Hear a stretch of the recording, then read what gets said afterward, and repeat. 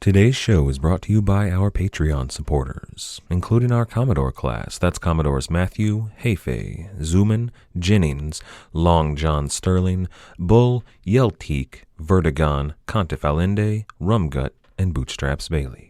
If you'd like to help support the show, you can always go to patreon.com/Pirate History Podcast. That's patreon.com/Pirate History Podcast. And a special shout out this week to our newest Patreon supporters. That's Ash, Ryan, Lane, Amy, and JL Ramink. I couldn't do the show without you.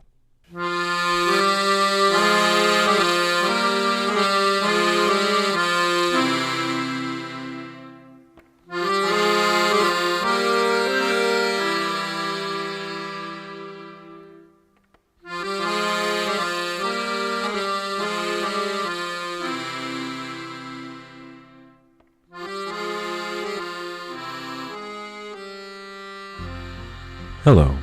Welcome to the Pirate History Podcast. My name is Matt. Thank you for listening. We can never know what happened to most of the ships in Henry Morgan's fleet after Panama. Some were bound for Port Royal, others for Tortuga or Barbados or some other secret cove along the coastline.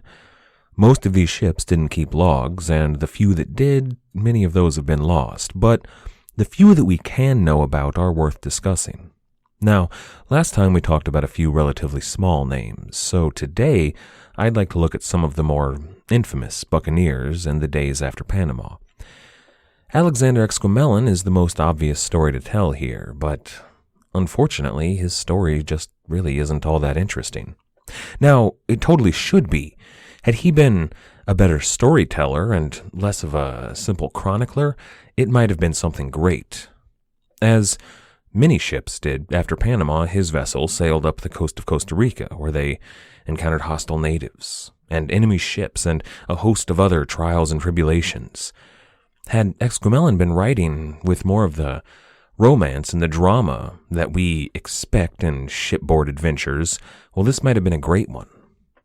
Instead, though, the Buccaneers of America was as much of a travel log as a memoir. It spends an entire page in his chapter discussing what happened after Panama, 4 entire paragraphs describing manatees. And I get it. The European people of the time were hungry for any word they could get of the exotic lands on the other side of the world.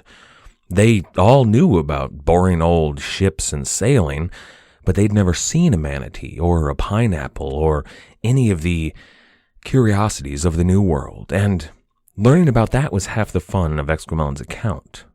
However, for us reading it in the modern day, when we have the Discovery Channel and supermarkets that have all of these foods in them, well, it doesn't make for a tremendously compelling read. So today I'm going to do something a little bit different. I'm going to release a reading of an excerpt of the Buccaneers of America in tandem with today's episode, those chapters in particular about Exquemelin's days after Panama. If you'd like to hear more about him and his adventure, you can check that out. On this episode, though, we're going to look at something that I find a lot more interesting. We'll be following the wickedest men left in the Caribbean, those few who turned full pirate after Panama, and we'll also take a look at the man who was tasked with bringing them to justice. This is episode number 35. Assistance. In March of 1672, James, Duke of York, gave personal commands to the men in charge of the voyage that was preparing to sail for Jamaica. First, he gave that secret command to Thomas Lynch to arrest the current governor, Modiford, and replace him. But to the captains of the 2 vessels preparing to make the crossing, he gave less secret orders. They were to assist the new lieutenant governor in securing Port Royal and Jamaica for the king. They were to aid his efforts to enforce a peace, and then they were instructed to capture or kill any privateers that returned to a life of piracy. Now, the 2 ships that were going were the Assistance and the Welcome. The larger of the 2, the frigate Assistance, was where Thomas Lynch would wind up bringing Governor Modiford to arrest him shortly after his arrival in the colony. Now, also on board during that arrest, to witness that arrest, were some of the most illustrious men in Jamaica. The captain of the assistance was one John Hubbard. He was an honorable naval officer and a loyal Englishman. Also on board were the new governor, Lynch, Lieutenant John Wilgris, and Major William Beeston, among a number of other slightly less notable names. Now, of these 4 men, 3 of them had just arrived in Jamaica. That is, Governor Lynch, Captain Hubbard, and John Wilgris. But these 4, including Beeston, represented a new age for Jamaica. They, all of them, believed in law and order. They believed in loyalty to the crown and commerce. Now, to that end, to bring about this new era in Jamaica, Lynch sent the other 3 men to Cartagena to extend an olive branch to the Spanish there.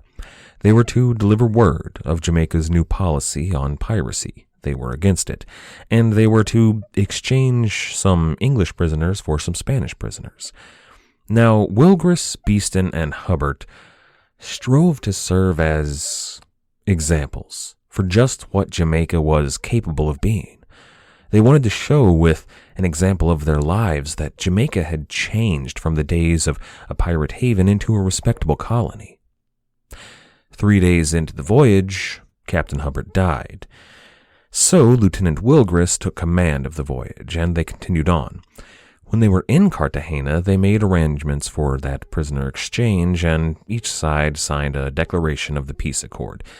Now, this was all, of course, part of the larger Treaty of Madrid, but the history of bad blood between Port Royal and places like Cartagena, or places like Santiago de Cuba, called for a more personal declaration. It also served to ensure all parties involved that the no peace beyond the line policy was no longer to be observed. This was to be the dawn of a new era of peace, companionship, and commerce between the 2 cities. But then, upon their return, Captain Wilgris was actually removed from his captaincy for, quote, wicked, drunken behavior, and he wound up being replaced by Beeston. So 2 of the men, the 2 captains that had come across on the voyage, were now no longer captains, and an old-time Jamaican who was a loyal Englishman and nothing of a pirate, Beeston, was now in charge of the largest ship in the fleet. Before taking command of the assistance, Beeston had been one of the leaders of Jamaica's militia. He was a prominent plantation owner, he was a member of that planter class, and at times a politician.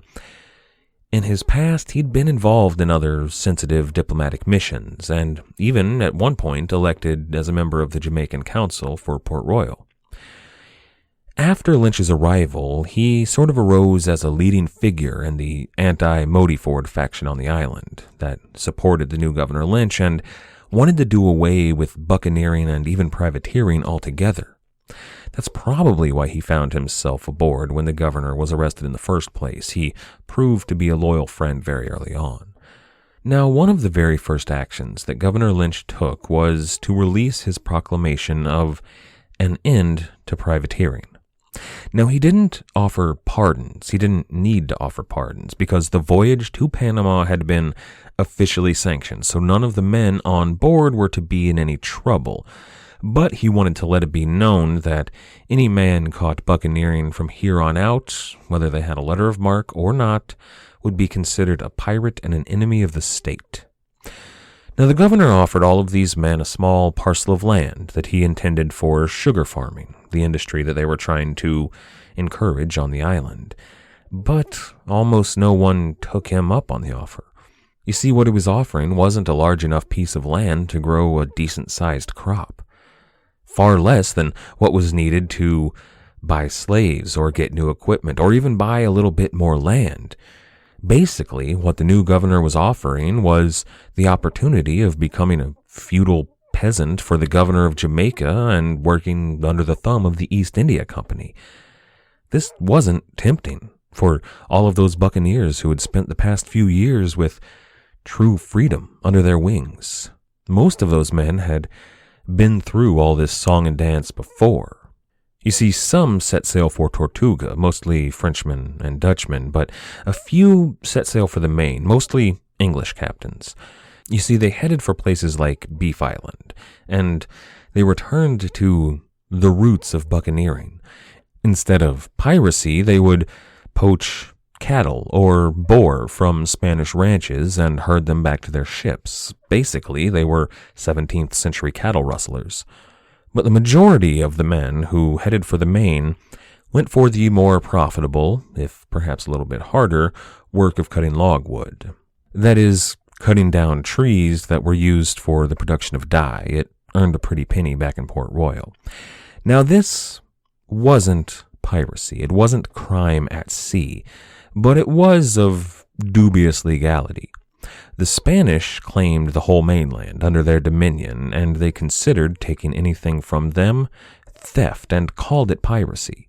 Now, it definitely was theft, but the merchants back in Port Royal and even the officials in Jamaica and as far away as Whitehall, well, they turned a blind eye to this. You see, logwood was selling for a lot of money, and on any voyage that these buccaneers took, they had to cut in the governor and the king for a small percentage of it. Plus, the Spanish Main was full of places that were virtually empty that one could use to chop logwood. So the English authorities weren't willing to arrest anybody for cutting a little bit of logwood, but when the Spanish Coast Guard would catch a ship full of former buccaneers with holds full of logwood just a few miles off the coast, well, they arrested them and occasionally executed them for piracy. Now, this happened more than a few times in the months after Panama, and every time it happened, it strained the newfound peace between England and Spain. It even made diplomatic ripples back in London. You see, the Spanish Coast Guard had really upped their game after Panama. Patrols all across the New World were frequent, and ever since Lynch had disavowed any man caught pirating, they were more likely to just kill the people they captured and steal their ships rather than put the buccaneers in chains. In addition to that, they'd begun employing privateers of their own. Now, the first hints of that actually came before Panama, when the governor employed a privateer to attack Jamaica. But now, they had dozens of ships out hunting for any English ship they could claim was up to some sort of piracy. And remember, the Spanish definition of piracy was a little bit loose. In Buccaneers of the Caribbean, John Latimer writes, quote, "There were 900 men working on Beef Island and Triste in the Bay of Campeche, a great many of them former buccaneers. The Spanish, however, were outraged, and they sought to capture any English ships they could. They sent their own privateers, including Mateo Guarin, Juan Corso, Arturo Brea, Francisco Ugaz, Manuel Antonio Maldonado, and the Sagonanzos brothers, who together would account for at least 150 pirate craft between 1672 and the end of 1675. End quote. Still, despite the high mortality rate for men caught hauling beef or logwood, they were far less likely to be executed than those who were actively engaging piracy by sacking Spanish ships or even still attacking Spanish cities. Sometimes these men would even go so far as to brazenly attack the Spanish Coast Guard in a probably misguided hunt for retribution. And there were some diehards out there that, no matter what they did, just couldn't quit the life of piracy. Even if they wanted to turn to a life of peaceful manual labor, and they didn't, their past crimes and their reputations were too notorious for them to be accepted into regular civilization again. However, even if Governor Lynch were willing to ignore the poaching and all the logwood cutting, he couldn't afford to ignore the pirates out there. So he ordered Captain Beeston out in the Assistance, with the Welcome at his side, to announce his pardon and to generally make it clear that piracy was no longer acceptable in the Caribbean. But there were 3 men in particular that had to be brought to justice. All 3 were famous. They were feared men. They were dangerous men. They're among that group that I was just speaking of that were too dangerous to be allowed back into civilization. Moreover, they were part of the old guard. They were truly hardened captains that refused to join into this new era that Lynch was trying to build. They were the last remaining members of the real Brethren of the Coast, and to keep the peace and to establish this new order, well, these men had to be eradicated. They'd sailed on Panama under Morgan, as had nearly every buccaneer in the Caribbean, but that was the least of their crimes. All three were one-time cohorts of Francois l'Olonnais. They'd sailed under him on some of his most notorious voyages and been complicit in some of his worst atrocities. Now, the three men had set out on their own, splitting away from l'Olonnais in 1668. That was actually the year that l'Olonnais returned to Tortuga from a voyage with an 80-ton, 12-gun brigantine in tow. Now, he intended to give that ship to the best buccaneer he knew, a man who was probably the longest roving member of the Brethren of the Coast, and who was at the time probably the most famous. He gave the ship to Roque Braziliano, alias Garrett Garrettzoon, alias Rock the Brazilian. Now, we've talked about the Brazilian before on this show. He's been on more than a few of the voyages we've discussed. Now, he started off taking fishing ships and small merchantmen off the coast of Cuba, real small-time stuff, but he joined up with Francois l'Olonnais for a couple of his very early voyages. But then he really first enters the picture of history when he shipped out under Admiral Christopher Mings. Do you remember him? He was the admiral of the Jamaica station once upon a time, and he was the guy that planned an attack on Campeche on the Gulf Coast of the Yucatan. Well, Roque Braziliano was on board the 14-gun Griffin under a Captain Swart. The Griffin was supposed to be the vice flagship on that voyage, but during a storm it got separated from the fleet, so Swart and Roque the Braziliano missed the attack on Campeche and all of the rewards that came with it. So they decided to roam the coast for a while and look for some easy prey. Now, this may come as a surprise, but it turns out that the best time to skulk about looking for easy prizes isn't immediately after a major attack on a prominent city. The Spanish were out in force, and they attacked the crew of the Griffin, killing 28 men. So the Griffin limped along for a few months. They were looking for food and fresh water and hopefully a safe place to careen the ship. But it wound up being Roque Braziliano that captured a ship, El Sevillana. Now, she was a smaller craft, but she was hauling gold and silver bound for Cuba. It was a rich prize, and more importantly, to the crew, it was seaworthy. It was able to carry the crew back to Jamaica and filled their pockets with enough money to spend some months in leisure. So, naturally, due to this windfall, the crew voted Braziliano captain of the new ship, and they joined him on his next voyage. He took part in the 1665 raid on St. Eustatius under Colonel Edward Morgan. Now, that was the attack on the Dutch during the Second Anglo-Dutch War that killed the illustrious Edward Morgan.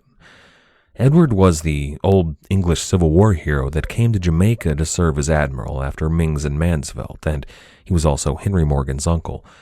Now, he never saw his nephew, who was busy off making a name for himself in Grenada. But the fleet fell apart on that raid and went their separate ways after the colonel died.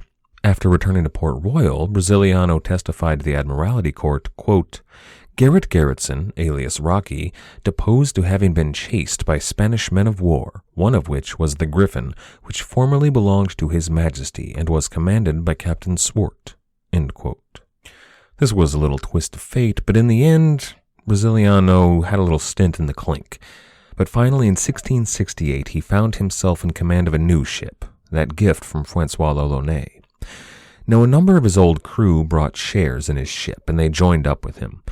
Now, the two most prominent, the two who concern us here, are his first mate, Gel de la Ca, and Jan Erasmus Reining. These were old-time rovers who'd sailed with Roque in the past, but most recently they'd sailed under l'Olonnais.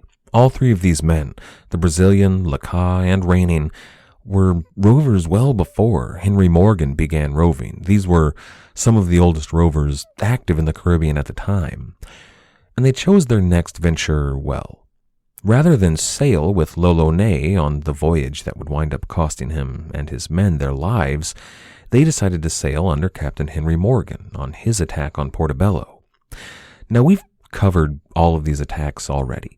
Campeche, Grenada, St. Eustatius, Portobello, If they don't ring a bell, you should probably go back and give those episodes a listen. But during the raid on Portobello, Roque Brasiliano captured another brigantine, which he took command of. He gave his old ship to his mate, Shell Laca, and Jan Raining stayed on the other ship, and each of those men moved up a step, Shell Laca's captain and Raining as his first mate. Then in 1669, these two ships set sail from Port Royal once again, this time alongside Captain Joseph Bradley on his own brigantine, the Mayflower. These three ships and their commanders, Bradley, Gerritzoon, Laca, and then Raining, would prove to be something of a dream team in Caribbean piracy, a buccaneering supergroup, if you will. They sailed to the Gulf of Mexico, which was an old haunt for all of the Brethren of the Coast, and they set up shop in the Laguna de Terminos. That was some miles south of Campeche, but that was the city it was closest to. It made for a good base of operations for a few reasons. First, Campeche was the closest settlement, but there weren't any terribly close by. There was a supply of fresh water. There were 2 rivers that entered the bay.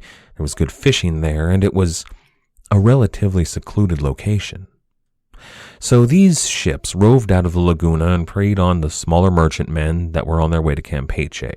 Eventually, they were lucky enough to take a ship carrying corn flour, which gave the men the opportunity to return to the laguna and relax a bit. They spent their time eating bread and careening their ships, which they then outfitted for battle. The men hunted and fished and enjoyed themselves. At one point, though, there was something of a falling out between Raining and Gerritzoon that led Captain Laca to choose to stay behind at the lagoon and chop logwood. The area around the laguna was rich with the stuff, and while it may not have been the most lucrative possibility, well, as we'll soon see, it turned out to be the smart move. Bradley and Roque Brasiliano made for Campeche, and they decided to try their hand at blockading the city's harbor. Now, Bradley anchored a bit farther out to guard the rear and to be able to catch the wind should any ships slide by. Brasiliano took position closer to the city to threaten the harbor directly. Now, maybe things would have gone differently had Laca come along as well. Maybe that third ship would have made the difference, but in the end it doesn't really sound like it. Campeche outfitted 3 ships for battle and sent them to engage Roque Brasiliano's vessel. He wound up shipwrecked off the coast and was forced to make his way to land. Those 3 Spanish ships, rather than pursuing Brasiliano ashore, they decided to go after Bradley's ship, which may have saved Brasiliano's life, and it also worked out well for Bradley because he was able to give them the slip, and he headed back to the Laguna de Terminos. Now, Laca had, at this point, a pretty good haul in his hold by now, so upon learning that the Brazilian was trapped on land, he set sail for the wreck to rescue him. After slipping past the 3 ships from Campeche, he rescued the crew and transferred them over to Bradley's ship, and everybody left made their way back to Jamaica. Now, when they were in Jamaica, things had changed a bit. They had time to sell their haul, and almost immediately, they picked up letters of marque from the governor. You see, the Spanish had attacked Jamaica while they'd been gone, and Admiral Morgan was away marshaling a fleet. Now, Bradley, who was a confidant of Morgan's, was expected. Morgan intended to give him a command, but it was known that Bradley was in cahoots with these other illustrious Buccaneer captains who were expected to go with him. Now, Roque Brasiliano, before leaving, procured a new ship, and the 3 vessels, Brasiliano's, Bradley's, and Laca's, all headed off to join the armada amassing off Hispaniola. Now, they took part in the capture of La Providencia, and then Morgan ordered those 3 ships to go attack San Lorenzo Castle at the mouth of the Rio Chagres. Now, I detailed that battle in Dictator of the West Indies. If you haven't listened to it, I suggest you do so now. In fact, go back and listen to that episode and then the few following it as well. You should really be caught up, and I don't want to give any of this stuff away without the drama it deserves. All right, now that they're gone, Captain Bradley dies, and it's possible, actually, that the Brazilian dies as well. He's assumed by most historians to have marched on Panama, and there is a mention of a Brazilian leading a force, but it's unclear if that's Roque Brasiliano. But despite the death of Bradley, they take the castle at San Lorenzo and they kill all the Spaniards. It's pretty brutal, and it's also pretty heroic, and it's awesome. Then Raining and Laca march on Panama with Henry Morgan. That's also pretty brutal and epic and awesome. But like almost everyone at Panama, Laca and Raining were disappointed in their hauls. They were embittered after the battle and the occupation of Panama. Their pay had been laughable for what they'd all gone through, and they felt that Morgan and his closest cronies had cheated them. Now, I'd like you to think back to when you were a kid. Did you ever come home from school to find a strange car in the driveway? Nothing out of the ordinary, just a car you didn't recognize. Likely you wondered who that might be. Now imagine instead that were a police car parked outside your house. You might feel alarmed or worried, or if you were anything like me, you might wonder exactly what the cops had you on. Now picture that emotion. The cops parked outside your house. But then, imagine that instead of a police cruiser, you find two massive warships parked in your driveway. And then, when you get inside, you discover that your mother has been arrested for treason, and you now have a new, much less lenient mother in her place. Your father, on the other hand, who you're pretty sure stole all your allowance and spent it on booze, is now hiding upstairs pretending to be sick, and he won't come out. When you finally talk to your brothers and sisters, you come to find out that you're like super grounded. No more fun ever. In fact, they're going to make you work in the garden all day, every day until you die. What would you do? Don't you think maybe you might just run away? Well, that's exactly what Jan Erasmus Raining and Gilles Lacat did upon returning to Port Royal. Everything had changed after Panama. Modiford was gone. Morgan was in hiding, and Port Royal wasn't friendly to their sort anymore. So they had a few drinks, had a few laughs, heard the news, said goodbye to their favorite lady love, and sailed right out of Port Royal. And they weren't alone.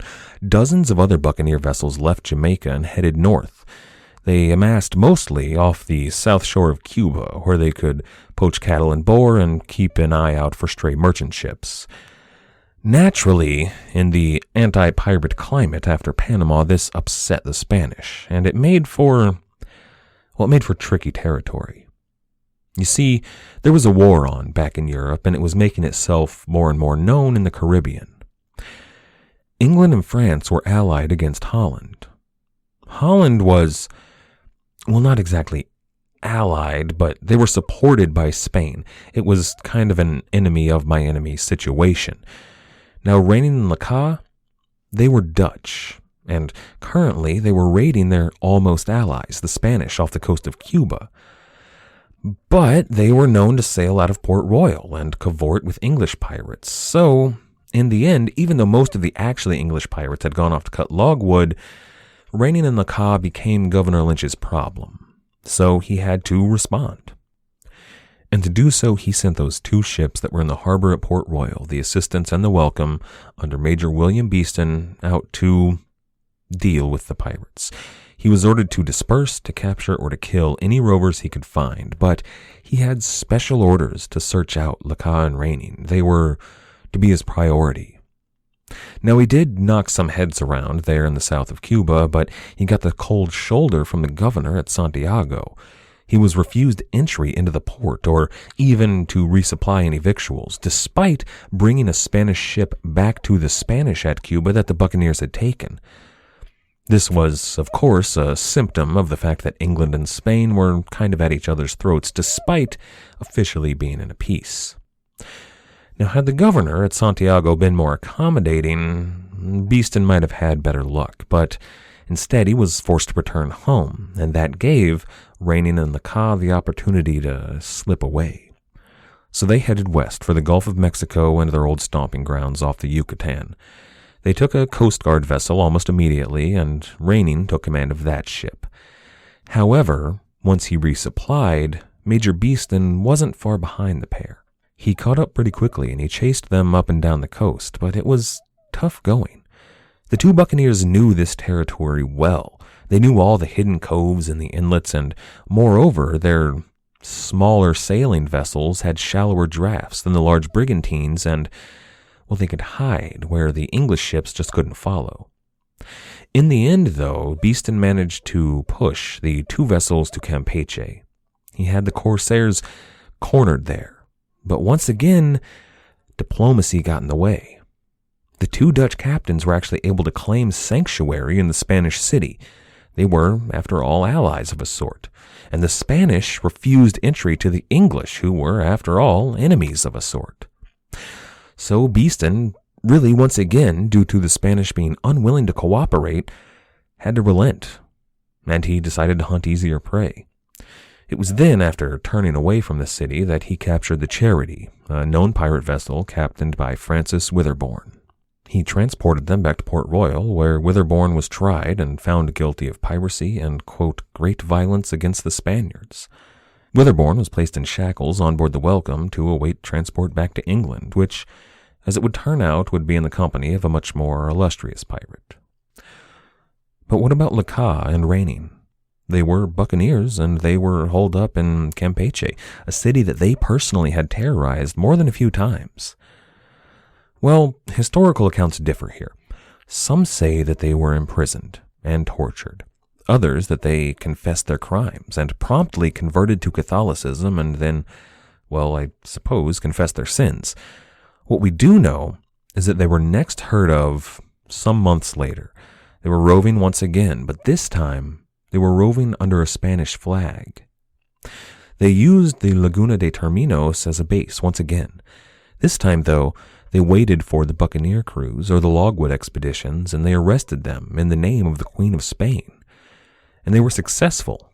They knew all the habits and all the haunts of their former brothers, and they used that to their advantage. They took maybe 20 ships in a few months, most with virtually no struggle. They weren't, though, the most successful. The most successful Spanish privateer of the era wasn't Spanish either. His name was Philip Fitzgerald, and he was an Irish buccaneer of really no particular note until he signed up with Spain.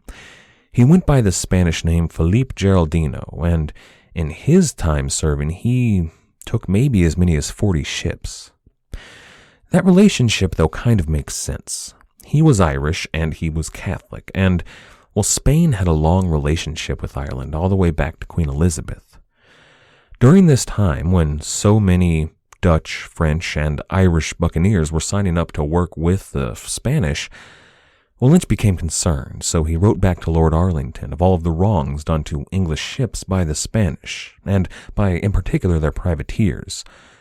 He said that they had done more damage to English shipping than the English had done to the Spanish in their entire time privateering. Now, that probably wasn't true. The Spanish didn't burn down a city the size of Panama, but the Spanish weren't too picky about who they chose to arrest. Regardless, Whitehall wasn't going to do anything about it. You see, mostly the Spanish focused on logwood cutters, not proper pirates. And this was a weird legal gray area that made any sort of retribution totally unlikely. This whole time was strange for the Buccaneers. After Panama, everything changed. You might wonder why Raining and Lacas didn't go to Tortuga and get French commissions. Well, many privateers did, but they weren't Dutch. They were English, or mostly French. And those commissions were largely to attack the Dutch. They were attacking old allies, old members of the Brethren. That Third Anglo-Dutch War and the changing of the guard back in Port Royal, well, it tore the Brethren of the Coast in half. Their national allegiances, or really more precisely, the allegiance to who was paying them, got in the way. They continued privateering, but at this point it was true privateering. This was wartime raiding in service of their rulers for the promise of whatever they could squeeze out of their official enemies. And it wasn't just the English and the French that were doing this. The Spanish had their own armada of privateers, and Raining and Lacas would go on to get Dutch commissions. There's actually an excellent tale of Raining attacking a French settlement and taking the castle only to wind up besieged by a French fleet and nearly starved to death. Finally, the French took the castle back and imprisoned the Dutch privateers. But then, in what was really a pretty brilliant move, Reynin produced a poison that he had hidden away before the French took the castle back, poisoned the guards, and made good his escape. But all of that, well, at this point, that's really a soldier's story. He was doing patriotic deeds in the service of his nation, and pirates are without nations. They are enemies of all mankind, exiled from civilization. And here, with the ashes of Panama gone cold, and the last of the old guard, the last of the brethren either dead or captured or actively working for Spain, well, right here we see the end of the first great pirate era. The 1660s saw an explosion in privateering supported by nations that simply couldn't afford to field navies in the West Indies. That privateering was all based on the old tradition of buccaneering, and it turned them into almost outright pirates. You see, the non-Spanish settlements in the West were still young. They were, most of them, less than a decade old, and they were constantly being conquered and recaptured and then taken again. But there is one last effect that the Third Anglo-Dutch War had on the end of the Brethren and the end of that first great era of Caribbean piracy. During the war, a little bit after the events of today's episode, when a company of privateers was captured by the enemies, instead of being imprisoned, they were put to work on sugar plantations. Now, these plantations had slaves, of course, but when a crew was set to farming, well, it was like all of a sudden you had 50 or 100 or even 500 slaves, all of them free. You didn't have to pay for them. You just captured them. Well, suddenly they were pumped into the workforce, and they gave a huge boost to production in the economy there. And this, to the powers that be, was a shocking wake-up call. This game of musical chairs, this game of constant wars and shifting alliances, well, it wasn't really doing anyone any good. It was costing everybody a lot of money. And all of these governors and old powers learned really an ancient lesson. War is expensive, and peace is profitable. Now, all throughout the 1660s, there are other stories of buccaneers to be told. Men like Pierre Le Picard, at least the first one, and Jan Bertzoon Reuter, Thomas Salter, Robert Searle. There are a host of others, most of whom we'll never even know their names, but most of those people are more privateer than pirate. I wanted to tell the stories of those who straddled that line and sometimes managed to jump right over it. Now, there will be another burst of piracy in the Caribbean in about 10 years or so, and we're definitely going to cover those pirates. We'll see Henry Morgan again, although by then he'll be old and fat and powerful and spending his days sharing rum and war stories with sailors down at the old Port Royal taverns. More and more, though, our journey is going to take us east, to the Indian Ocean and Madagascar, to Libertalia and the Mughal Empire.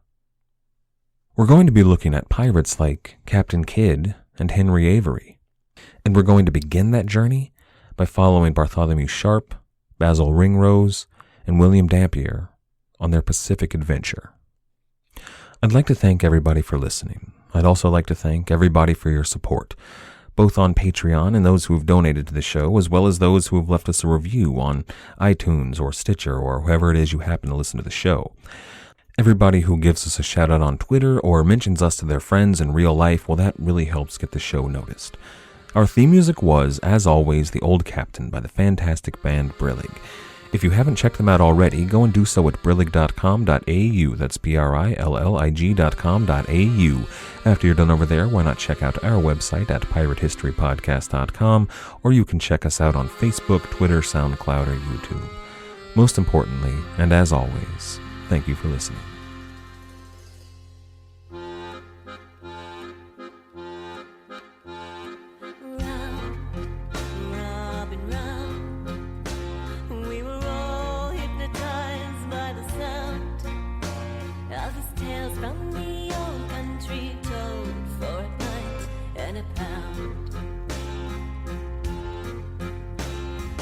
Stories of battles at sea